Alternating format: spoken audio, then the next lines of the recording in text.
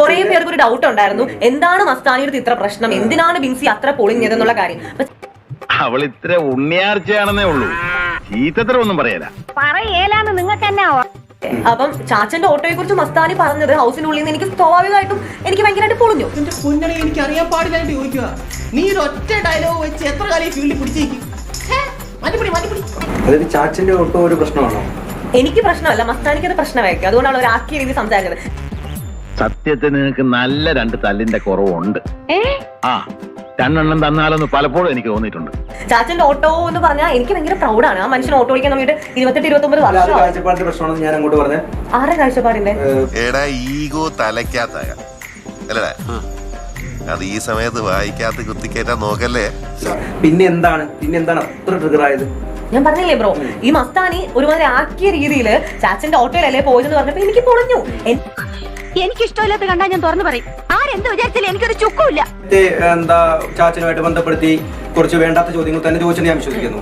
Trigger ചെയ്യാൻ വേണ്ടി തന്നെ ചോദിച്ചത്. എനിക്ക് ട്രിഗർ ആയില്ല, സോറി. ചേട്ടന്റെ സ്ഥാനത്ത് നിന്ന് പറയുക, നീ ഇവിടുന്ന് ഇറങ്ങിക്കഴിഞ്ഞാൽ ഇമ്മീഡിയറ്റ് ആയിട്ട് ഒരു സൈക്കാട്രിസ്റ്റിനെ പോയി കാണണം. നിന്റെ ഭാവിക്ക് വേണ്ടിയാ. മസ്താനി പറയുമ്പോൾ ട്രിഗർ ആവുകയും ഞാൻ പറയുമ്പോൾ ട്രിഗർ ആവാതിരിക്കുകയും ചെയ്യുന്നത് എന്താ? എന്റെ ഒരു നേച്ചർ, ഞാൻ ഭയങ്കര ഫ്രണ്ട്ലി ആയിട്ട് ഇപ്പൊ കണ്ടതേ ഉള്ളെങ്കിൽ പോലും ഞാൻ ഭയങ്കര കമ്പനി ആവുന്ന ഒരാളാണ് ഞാൻ. എടാ, ഒരു വിഡ്ഢി സ്വയം പുകഴ്ത്തും, ഒരു ബുദ്ധിമാൻ വിഡ്ഢിയെ പുകഴ്ത്തും. നിന്റെ കാര്യത്തിൽ രണ്ടും കറക്റ്റ്. ബിഗ് ബോസ് ആ വീട്ടിൽ ഇറക്കി വിട്ടാൽ പോലും പുറത്തെ കാര്യങ്ങൾ പറയുന്നത് പറഞ്ഞാൽ ഞങ്ങളെ കയറ്റി വിട്ടത്. എങ്കിലും ഞാനത് സംസാരിച്ചു.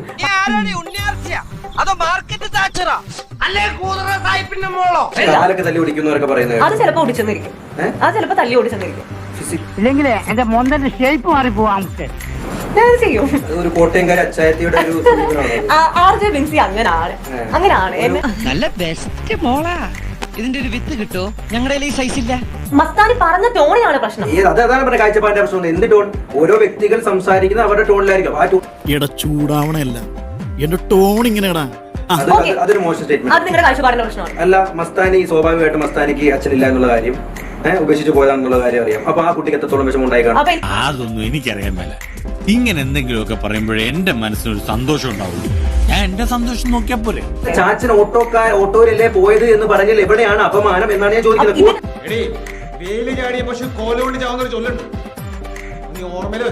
ആ വ്യക്തിക്ക് എത്രത്തോളം വേദന ഉണ്ടായിട്ടുണ്ടായിരിക്കും ചിന്തിച്ചിട്ടുണ്ടോ? അത് കൊടുത്താ കൊല്ലത്തും കിട്ടും. ഇങ്ങോട്ട് പറയുമ്പോ ആലോചിക്കണം, തിരിച്ച് അതുപോലെ കിട്ടും. മുട്ടി ഞാൻ ഒടിക്കും. അഹങ്കാരി പെൺകുട്ടികളായാലേ നിലയ്ക്ക് നിൽക്കണം.